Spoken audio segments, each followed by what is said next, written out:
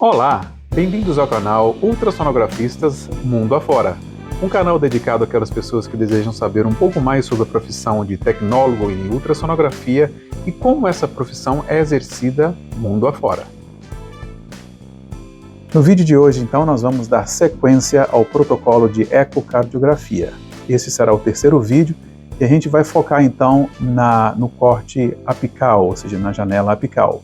Inclui aí o corte de apical 4 câmaras, 2 câmaras, o de 5 câmaras, que inclui aí o trato de saída ou a saída do ventrículo esquerdo, né? E também o que nós chamamos aqui de reverse 3 chambers, que é o 3 câmaras em reverso, né? Que praticamente é o corte apical longitudinal, creio que se diz em português, tá bom? Desde já, deixo um disclaimer aí, já moro nos Estados Unidos há 30 e tantos anos e o português às vezes me falha, mas eu vou tentar relacionar aí os termos em inglês com o português da melhor maneira possível, tá bom? Sem mais delongas, vamos então aí para o terceiro vídeo da série do protocolo de ecocardiografia. Ok, então, a nossa primeira imagem da janela apical vai ser a das 4 câmaras, né? Que nós podemos ver claramente nesse paciente o átrio esquerdo, ventrículo esquerdo, átrio direito, ventrículo direito. Nessa imagem a gente já começa a ver o funcionamento geral do coração, né? A gente pode ver, fazer uma análise visual da ejeção, a fração de ejeção, né? Notando que a contração do miocárdio está bem legal, a gente pode ver a contração, né, uniforme aqui toda do endocardium, e também prestando atenção em detalhes como alguma calcificação na válvula mitral, na tricúspide. Podemos ver também prolapso da válvula mitral, que é da melhor forma visualizada nessa janela, né? Que seria, no caso, a passagem dos folhetos, né, em sístole. Se você desenhasse aqui um plano, né, do ânulus aqui ao ânulus aqui, se passasse 2 milímetros ou mais, aí se constataria um prolapso de válvula mitral, nesse caso o paciente não tem. E vendo também a análise geral, como você pode ver aqui, se tivesse uma dilatação de átrio direito ou esquerdo, obviamente a gente veria aqui, né?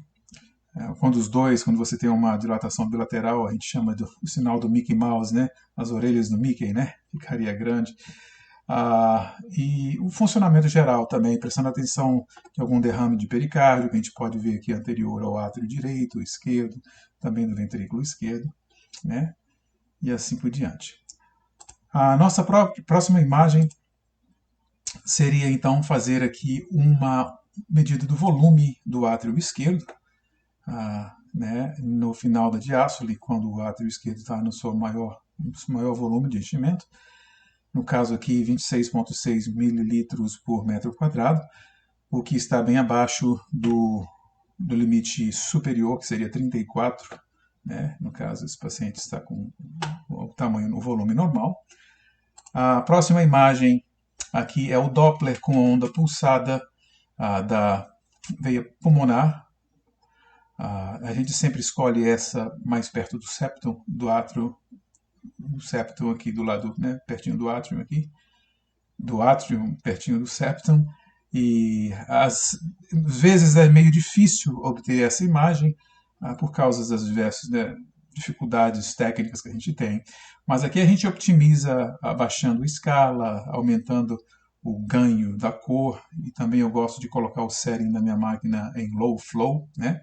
E aqui nesse paciente nós conseguimos ver direitinho e fazer a medição aqui em sístole e em diástole, e também a onda A. Alguns lugares pedem para a gente medir também a duração da onda A, no caso nesse hospital não precisa. E aí está essa imagem então. A próxima seria o Doppler em cor da válvula mitral, para constatar a presença de alguma regurgitação da válvula mitral. No caso aqui, esse paciente tem um pequeno blipzinho bem pequeno, né, o que a gente consideraria de trivial. Próxima imagem seria medir esse fluxo regurgitante com a onda contínua, Doppler de onda contínua. No caso aqui é bem pouquinho, nós podemos ver aqui no eletro em sístole, né? Quando a válvula mitral está fechada. Então, esse fluxo aqui está passando da válvula, que seria a regurgitação. 1,2 metros por segundo, ou 116 centímetros por segundo, o que é considerado trivial. Próxima imagem, temos aí um zoom na válvula mitral, demonstrando os dois folhetos aí, posterior e o médio, né, medial. Mais uma vez constatando que não existe prolapso, né, da válvula mitral.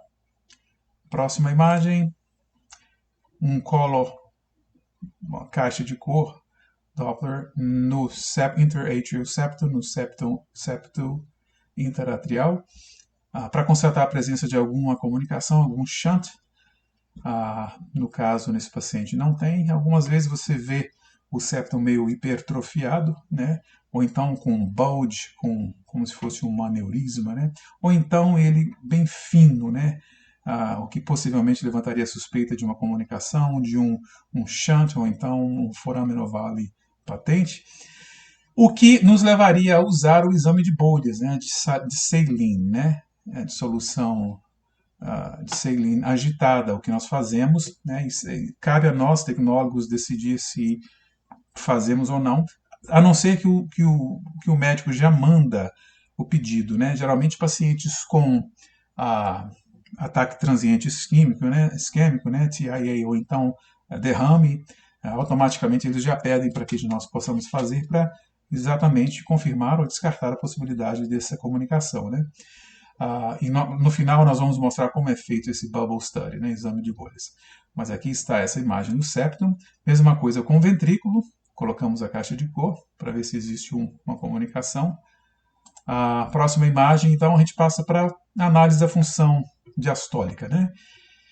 A onda pulsada bem na pontinha dos folhetos, e aqui nós podemos determinar, né, a função diastólica, que é a onda E, que é o fluxo passivo, cerca de 70% do sangue quando preenche o ventrículo esquerdo, é nessa fase passiva, e 30% geralmente é o atrial kickback, né, o kickback, né, o chute, que é a parte forçada, né.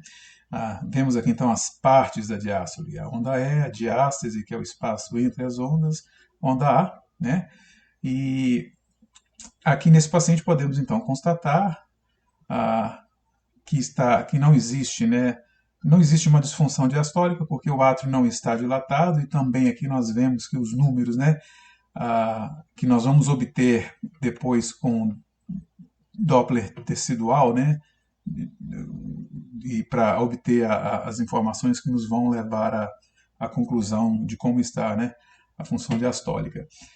Então, a média 1.0, que é super normal, a velocidade super normal, né? Não demonstra nenhum sinal de estenose também. A seguir, podemos fazer também um VTI, que é um Velocity Time Integral da válvula mitral, que nos vai trazer as pressões, né? Vai nos dar a pressão. A próxima imagem seria aí o Doppler tecidual, né? Tissue Doppler. Que nós colocamos então no ânulus medial da válvula mitral, e marcamos aqui a onda E, o E no caso, né, aqui embaixo, e fazemos o mesmo com o ânulus lateral ou posterior, né, que seria essa próxima imagem aqui. Esses números são um dos 4 parâmetros, né, que nós usamos para determinar a função diastólica. Nesse caso, o primeiro aqui, o medial E, quando é abaixo de 7, você qualifica como digamos, um parâmetro positivo para disfunção diastólica. No lateral, a mesma coisa, abaixo de 10, nesse caso o paciente está com 13, então já descarta a possibilidade.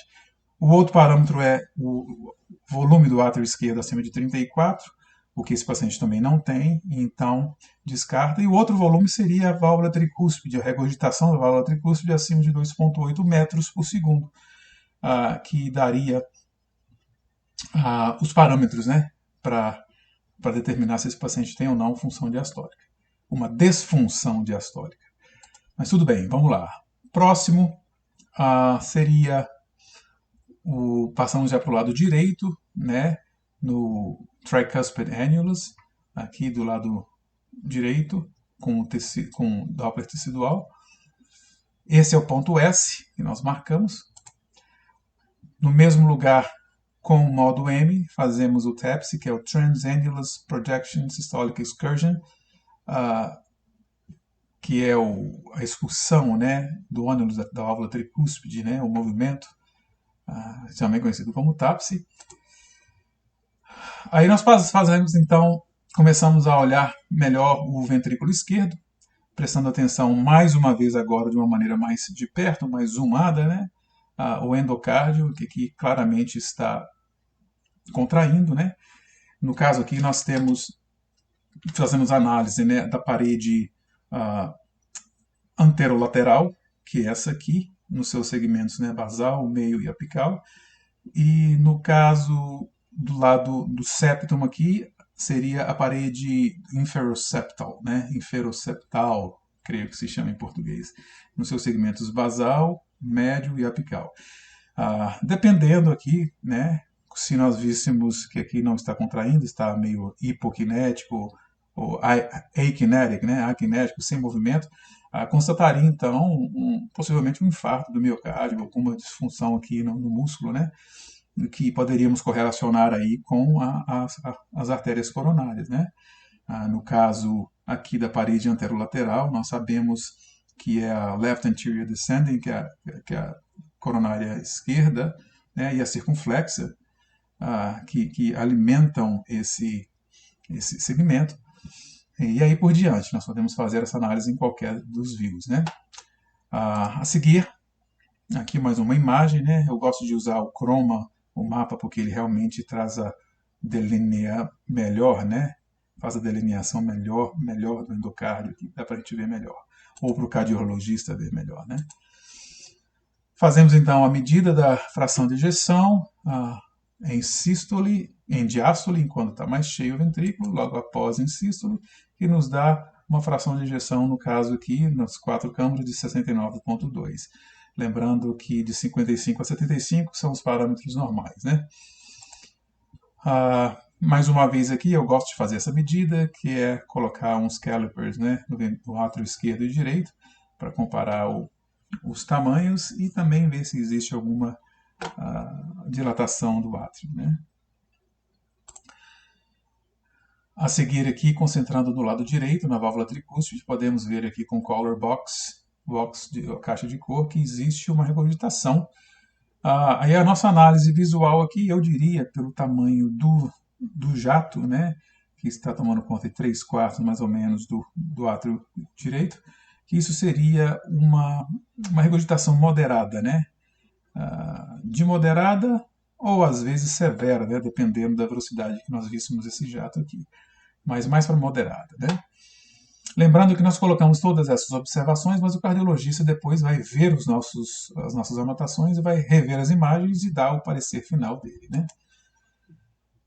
No caso aqui, 2,6 é certamente moderada, né. Não consideraria severo essa regurgitação. 2,6 metros por segundo do fluxo regurgitante da válvula tricúspide. A seguir, temos então, o que eu costumo fazer é colocar o transdutor um pouco mais inferior, né, mais para perto da cama, para poder abrir mais a parede livre do ventrículo direito, que assim a gente isola mais essa parte de aqui e para fazer uma análise melhor. E a gente marca com um caliper, que é a base do ventrículo direito, e no meio também. Essa medida do meio aqui nós podemos fazer no paraesternal longo, se conseguirmos ver no ponto médio aqui do ventrículo direito. Quando não se consegue observar, a gente usa então o 4 câmaras, né? A seguir aqui nós estamos tentando abrir 5 câmaras, que inclui a via de saída do ventrículo esquerdo, né, mostrando a válvula aórtica, colocando o color box para determinar alguma insuficiência aórtica. No caso, existe talvez um pequeno blip, um pequeno blipzinho de cor, né, ali, o que constataria talvez uma regurgitação trivial, né. No caso, aqui tentamos, com a onda contínua, o Doppler de onda contínua, determinar, ver se a gente consegue ver esse fluxo regurgitante. No caso aqui não deu para ver, o que mais uma vez leva a confirmar que é trivial. Aqui agora a gente abaixa a nossa onda contínua para baixo da válvula aqui, né, na nossa tela para baixo da válvula, ou seja, superior à válvula aórtica anatomicamente dizendo, né, é onde é a saída, e a gente tenta ver o fluxo mais forte que tem para medir o fluxo da válvula aórtica, que nesse caso é 1.6, que está completamente dentro dos parâmetros normais. Para cima de 2.4, 2.5, que a gente começa a qualificar como uma estenose, né? O que aqui nesse caso não está presente. Colocando a próxima imagem, então, a onda pulsada, o Doppler de onda pulsada, aqui na curva do LVOT, do Left Ventricular Outflow Tract, via de saída do ventrículo esquerdo, onde tem a maior velocidade, para que nós possamos fazer o LVOT. Esse cálculo aqui, a gente faz um VTI, a gente faz uma delineação aqui da onda. Esse cálculo aqui que nos dá a área da válvula aórtica, né? É muito importante. Isso juntamente com a medida do LVOT no par external longo, e nos dá essa área. A próxima seria, isso aqui é o IVRT, é o Intraventricular Relaxation Time, o tempo de relaxamento do ventrículo esquerdo, né? Que é simplesmente o tempo do fechamento da válvula aórtica e a abertura da válvula mitral. Ou seja, no momento em que as pressões estão igualadas, né? Com menos pressão. No caso, a gente marca aqui, né, em milissegundos. Seguir, próxima imagem, aí então a gente passa para aplicar duas câmaras, né? Aqui a gente faz a rotação do transdutor a 45 graus, né, para anti-horário, para que a gente possa isolar então o ventrículo esquerdo aqui, e mostrando a parede anterior e a parede inferior do ventrículo esquerdo, né? Mais uma vez a válvula mitral e aqui o átrio esquerdo.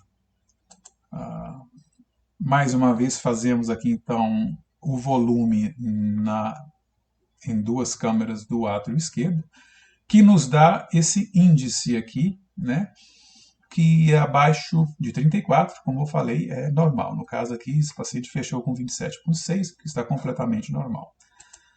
A seguir, color box, mais uma vez na válvula mitral. Lembrando aqui, gente, que no Brasil eu sei que os cardiologistas fazem esses exames e praticamente anotam 15, de 20 imagens no máximo, porque eles vão vendo durante o exame. Então, eles já vão fazendo às vezes falando com a pessoa que está anotando, né, a enfermeira ou a ajudante lá. Então não há necessidade, né? Inclusive eu questionei um eco que eu fiz no Brasil, eu perguntei, por que você não coloca tantas imagens no seu eco, vocês não fazem tanta coisa que a gente costuma fazer? Ele falou, não, porque se a gente não vê que não há uma disfunção diastólica, não precisa fazer um tanto de coisa, né? Mas aqui, como nós somos tecnólogos e não médicos, nós somos obrigados a fazer esse protocolo extenso, né? Só para o médico poder ter aonde ir se ele quiser ver essas coisas, né? E aqui, novamente, a gente vê um pequeno blip ali na válvula mitral, o que a gente coloca o color Doppler mais uma vez, vendo que esse fluxo é bem trivial. Um zoom agora no ventrículo esquerdo, mais uma vez, vendo a parede anterior e inferior, vendo que o endocárdio está realmente contraindo de maneira uniforme aqui, sem nenhum problema. Mesma imagem com croma. Fazendo mais uma vez a fração de ejeção aí em duas câmaras, que nesse caso deu 64. Isso é interessante porque alguns hospitais aqui que eu trabalhei, eles queriam que nós tivéssemos uma diferença de 10% entre as frações de ejeção do paresternal longo, 4 câmaras e 2 câmaras. Nem todo mundo pede isso, mas quando é geralmente um centro cardíaco, né, um hospital com você trabalha com vários cardiologistas, eles querem que você aproxime o máximo, né? Não havia muita discrepância. No caso desse paciente, as imagens eram muito boas, ficou bem perto, né? 66, 64. Aqui então a gente está passando para a última imagem, a último view, né, do apical window, né, da janela apical, que é o 3 câmaras em reverso, né, que é praticamente o mesmo do paraesternal longo, né, só que aqui agora a gente está fazendo da janela apical, mostrando aqui o ventrículo esquerdo, né, e analisando mais uma vez aí a parede anteroseptal e inferolateral, e mostrando a válvula mitral aqui e a válvula aórtica. Mais uma vez podemos colocar cor, mais uma vez cor na via de saída, juntamente com a válvula aórtica, e fazendo mais uma vez a medida. Eu sempre gosto de repetir a medida para a gente confirmar a velocidade, que ficou mais do que confirmado que não há estenose. Tá 1.8 aqui no caso, né? E para finalizar, mais uma visão aí para a gente ver o endocárdio, né? Fechando direitinho. E é isso aí. Esse então foi o nosso protocolo da janela apical, né, que a gente faz aqui nos Estados Unidos no ecocardiograma. Pois é, gente. Então, como eu disse antes, quando o paciente vem com sintomas de